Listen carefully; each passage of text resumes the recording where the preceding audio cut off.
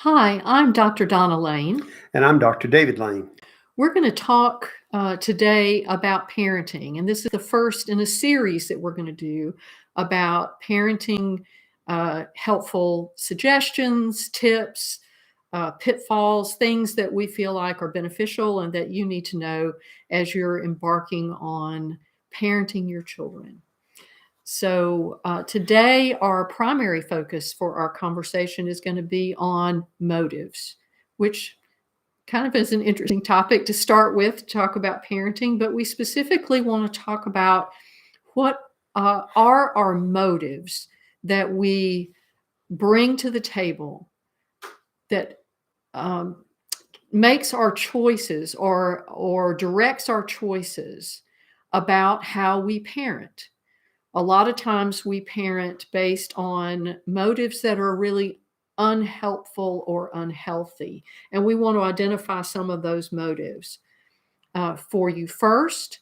And then once we talk about that, look at how to change those motives to motives that are healthy and helpful for your children and hopefully will be beneficial for the whole family. So, one of the first motives I would bring up, David, is the motive of control. A lot of times parents feel like they have to get their kids under control. They have to make sure that they are toeing the line, that they're obedient, that they listen to what I tell you to do and just do it. The famous "because I said so" answer to a child asking why is an example of a motive of control. Um, Control that does not then serve a useful purpose. And so I wondered, would you talk about that a minute? What kind of consequences do you see from the motive of control, or what kinds of things do you say indicates a motive of control? Sure. I th- we both think that we need to start at the beginning, and this is kind of the beginning because as a parent, and we are parents, we're parents of three children. I've got two grandkids now and still have to practice the same principles with the grandkids when they're with us and spending the week or spending the weekend, etc. with us. We're practicing the same kind of things that we practiced with our children. And to start at the beginning, we have to assess our own motives, exactly like Donna's saying, and how we operate. And many parents default to control. As parents, sometimes you feel overwhelmed. And when a person feels overwhelmed, they try to control the things around them so that they don't feel overwhelmed, so that they're just whelmed rather than overwhelmed. And being a parent, frequently we feel overwhelmed.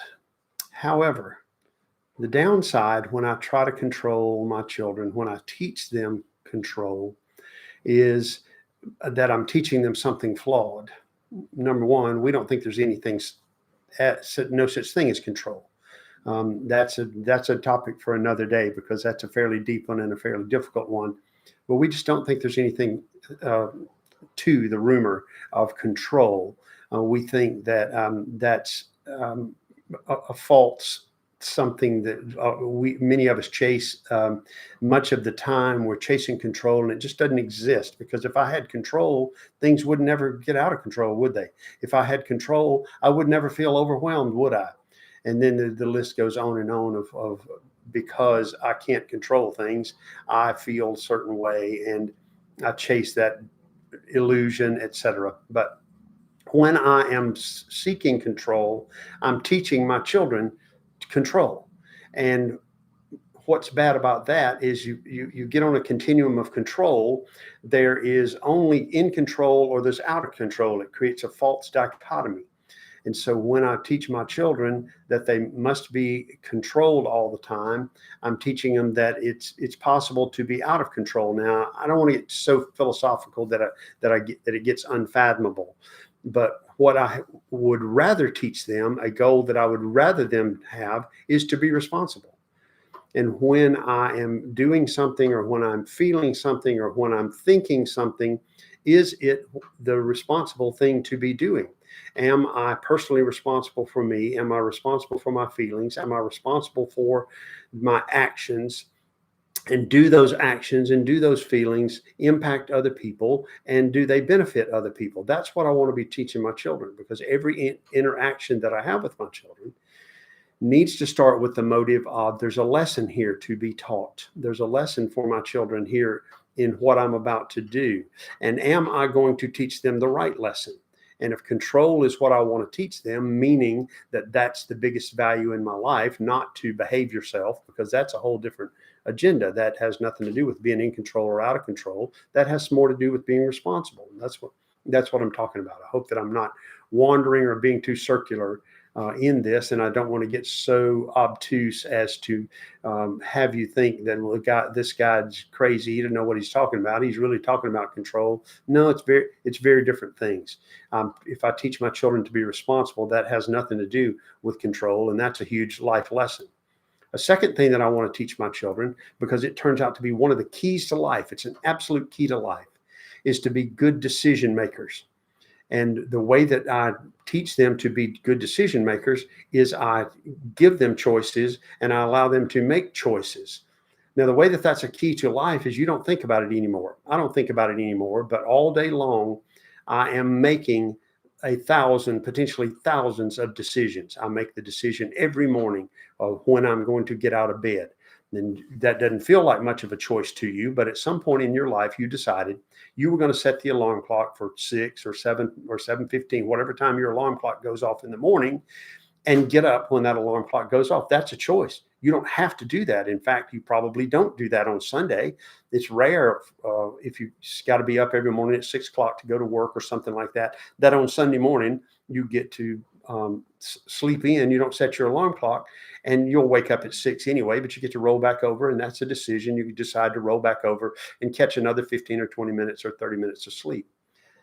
All of those decisions, starting with that first thing, I get up in the morning, how I then do things from that point on. Do I get in the shower first, or do I brush my teeth first? Do I skip a shower altogether, or do I shower and brush my teeth while I'm in the shower? All of those are decisions, and we decided that routine some time ago, most of us, and we don't think about it anymore. But at one point, it was a decision, and it varies on any particular day. Then the whole day proceeds, one decision after another, after another, after another, after another, most of which you don't really think about, because this time you've developed a habit, but a habit has grown out of a decision. So with that base of understanding that all day, every day, I'm making 1,000 different decisions, then one of the things that I want to help my children learn is how to be decision makers. Then we loop all the way back to control.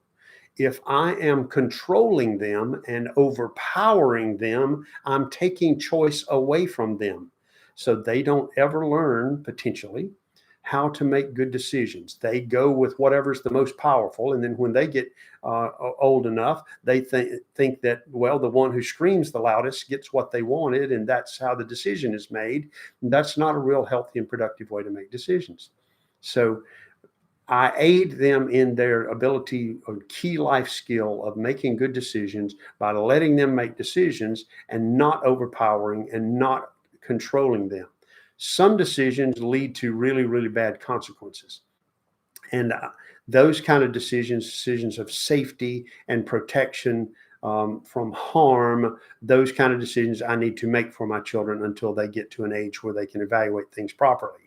But I don't fight with them and control them about, you're going to eat the green beans because I said so. What I do is I say, would you like green beans or would you like the green peas? I'm in charge of making sure they get a green vegetable, but they get to decide which green vegetable it is. So little things, would you rather wear the blue sweater or the red sweater today? With the moral being this, it's cool outside and you're going to need to wear a long sleeve or a sweater of some description. But they get to choose which one it is. So I'm teaching them how to make good decisions so that when the real decisions come down the road, then they know how to face it and they know how to make good decisions and not rely on being overpowering or being overpowered by somebody else to make the decisions for them. So I start with that motive, and I start with the idea that I don't need to be about control. What I need to be about is helping them learn the lessons that they need to learn, so that they can make things like good decisions, good decision making, operate in a safe manner, be responsible, etc. Those kind of decisions as they go through life. One of the things that you inadvertently teach your children out of a motive of control is that external forces have power over them. And so then they become the type of people in life that let life happen to them. And then they feel powerless in life and kind of flail about as, well, that just happened to me. That attitude or way of approaching life is called an external locus of control. It's the belief that other things determine my life, when in truth, our choices, one on top of the other, as David described, actually determine our lives. Our choices build our lives.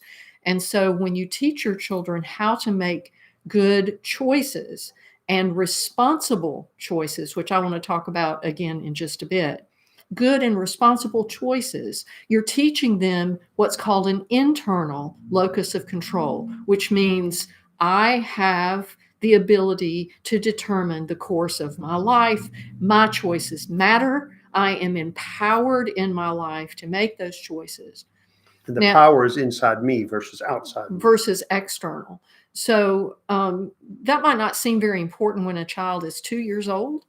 It actually is, but it might not seem very important. But by the time they get to be 16, 18, 22, 25, and they're letting other people influence them and take charge of their lives from them, that becomes extremely important, because then the influences in their life might be very detrimental and negative influences, and they have no practice at being able to make choices on their own and make those decisions from a position of strength within themselves.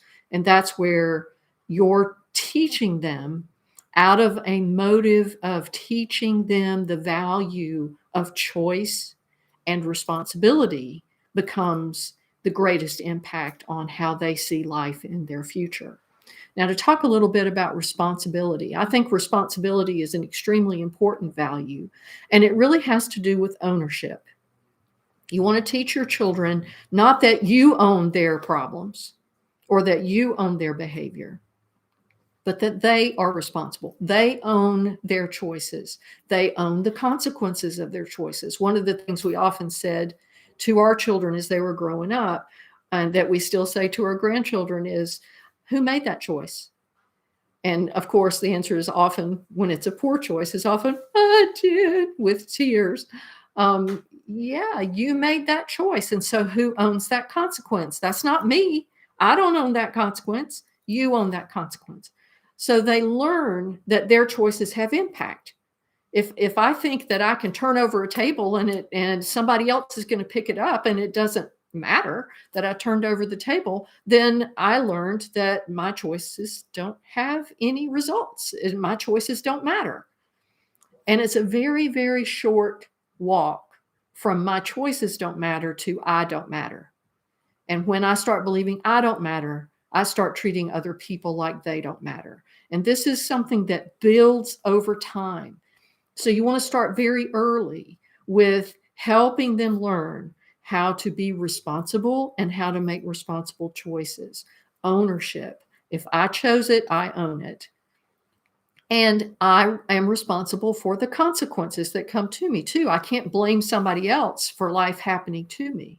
One of the big problems that we see in adolescence is a tendency, if they have been taught external locus of control, is a tendency to blame everybody else. It's the teacher's fault, or it's my buddy's fault, or it's somebody else, or it's your fault. It's anybody's fault but my responsibility. That they don't want to own things, but they have no practice at it. And so to allow children when they are young, starting when they have language, we're talking very early, 18 months, starting with, would you rather wear the red shirt or the blue shirt? Would you rather eat the broccoli or the peas? What is it that you would like of these choices? Which one of these choices would you want to make? And allowing them to make those choices within the boundaries, as David said, of safety. Now, the boundaries of safety are a lot narrower when they're very little. And as they start getting older, 6, 7, 8, 9, 10, the boundaries start moving out more. You can give them more than an either or choice. You can give them, well, would you rather, do your homework now or go play now, do your homework later? Or would you rather we just sit and watch TV for a little while? What do you think? You can give them more choices and give them more freedoms, because as they get older, hopefully, you have taught them how to make those choices and you've given them plenty of opportunity to practice. So they then are more and more comfortable with operating within that freedom. So that's not going to work if your motive is to look good. Which is a second motive that I want to mention. A lot of parents feel like, or they allow their children's behavior to be a reflection on them instead of a reflection on the child's choices. And so they feel ashamed if the child is acting a certain way in public, or they feel embarrassed if the child says something or does something that they think is inappropriate or untoward. And so they will then punish the child or get onto the child for doing what ostensibly is very normal childlike behavior. And so if your motive is how you look, then your motive is going to lead you to making decisions that are not the most effective parenting decisions. You have to let go of that. You have to let go of what other people think or how they look at you or how they view what you're doing, and just make the choice solely based on what's best for the child. Now, as David alluded to, every decision that I make as a parent teaches my child something. I want to be very intentional about what it is I'm choosing to teach, because it's the unintended lessons that come back and cause us all sorts of problems. So would you like to talk about that for a minute, the unintended consequences? If I can go back just a second, though, to the consequences of our actions. We focused on the negative things that can grow out of it. There's a whole other side of the coin, however. If I learn that I am responsible for my actions, I'm responsible for the choices that I make, and therefore responsible for the consequences, I can program in good stuff to happen in my life. If I study for this test that's coming up, I have the greater potential to get a good grade. So when I get a good grade, that belongs to me. That wasn't the teacher cutting me some slack. That wasn't mama pounding me into submission to make me study for that test. Mm-hmm. I decided to do that, and then I get the reward for that. When I get a little bit older, I understand that I want something. I want them 16. Every male in the world wants to get a car when they're 16. And some parents give cars to their kids, and there's nothing wrong with that. But a really good lesson can be taught by having the child earn a car, earn the money to buy a car, help them find a car or get them some kind of deal, or you kick in a portion or something like that. But they earn the money, teaches them a really good lesson and the responsibility that goes that. Then they value that thing that they've learned, because it belongs to them. Mm-hmm. And they had the power, the agency to earn the money to get what it was that they wanted, and the payoff for that appropriate positive kind of behavior. So those are the lessons that I want to be teaching my child as I go through all day, every day. And you said for me to talk about the unintended lessons that you might teach. Now, to try to directly answer that question, it went flitting off in another direction while I was talking about the positive side of the consequences as well. But it's really important I wanted to emphasize that, because it's really important that they understand that whatever happens, positive or negative, belongs to them. And so the idea is to, why not create more positive opportunities in your life? There's no guarantees, because you don't have control over the outcome. Mm-hmm. There, all the way back to control again, or lack thereof. I don't have control of the outcome, but by doing what I'm supposed to do, and taking responsibility for my actions, choosing wisely, having the discipline to choose what I want, sets up the path for positive things, much more positive potentials to happen. At the very least, I end up with a much more positive view of myself because I know that I have done the best that I can do. And feel good about the effort. And I can feel good about my effort. I can feel encouraged by myself. And kind of circling back to what I had said before about how having a motive that is false motive can lead your child feeling like they're not important or they're not valued and they're not powerful. Which is an unintended consequence. That's an unintended consequence. The other side of that coin is on the positive side. The more empowered they feel, ultimately, the more valuable they feel, the more they feel valued by you, the more their voice is heard, and the better they feel about themselves. So to focus specifically on unintended consequences for just a minute, one unintended consequence, just exactly as Donna points out, is a person tends to feel devalued if they don't have to work for something. The object is the lesson, the object, the outcome is far less valuable to them because they didn't have to do anything for it. There was nothing required of them, so it means nothing.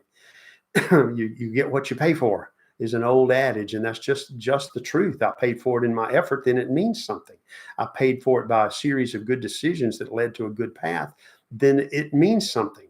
But if it was just handed to me or I took it for granted, it means nothing. That's one of the unintended consequences.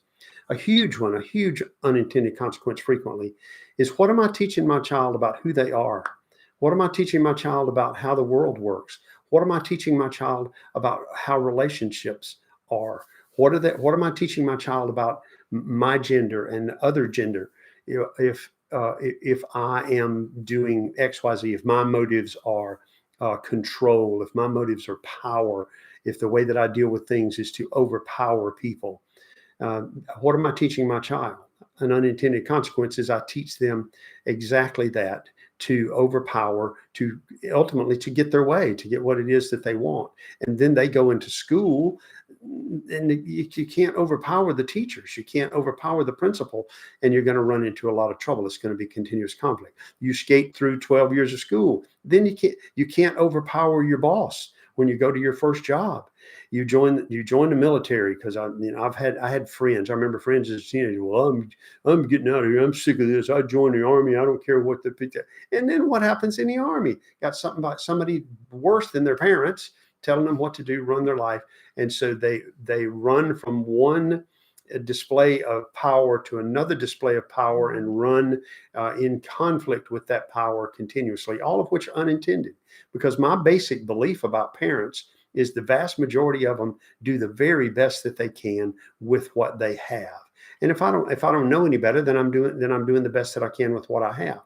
But if I can learn how to teach the lessons in everything that I do, the lessons that I want my children to learn, one of which is the extraordinary lesson of being a good decision maker, learning how to make good decisions, then I'm heading them toward intended consequences. I'm doing those things on purpose.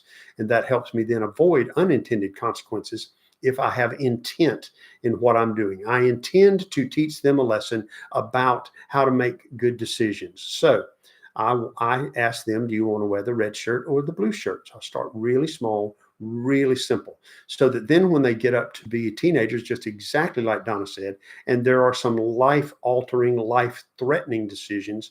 If I put a child behind the wheel of an automobile who does not know how to be responsible and does not know how to make good decisions, what potentials have I just programmed in?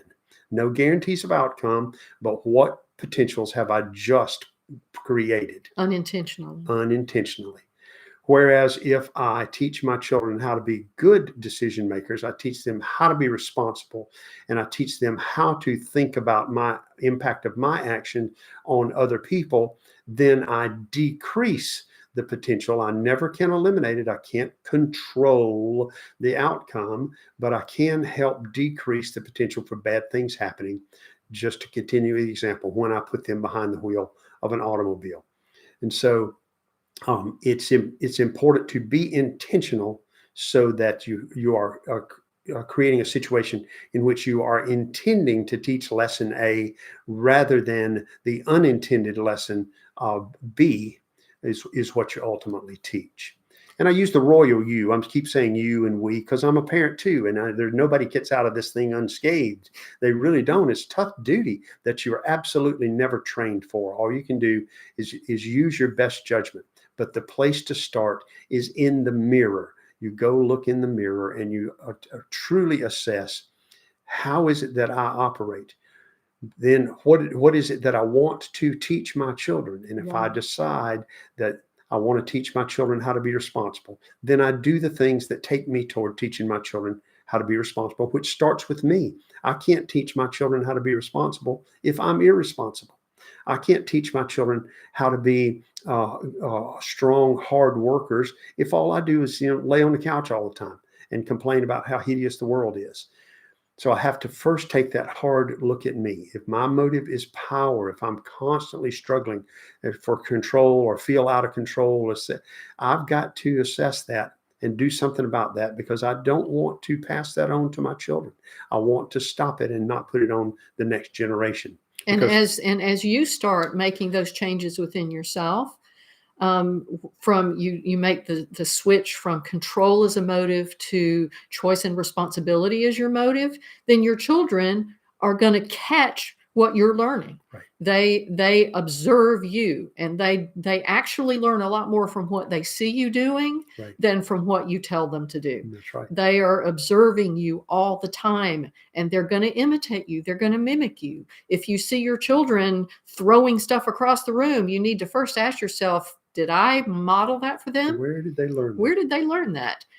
Maybe I didn't mean to, maybe I didn't intend to, but maybe they saw me having an argument with my spouse and I, yelled, and maybe I threw something down or whatever.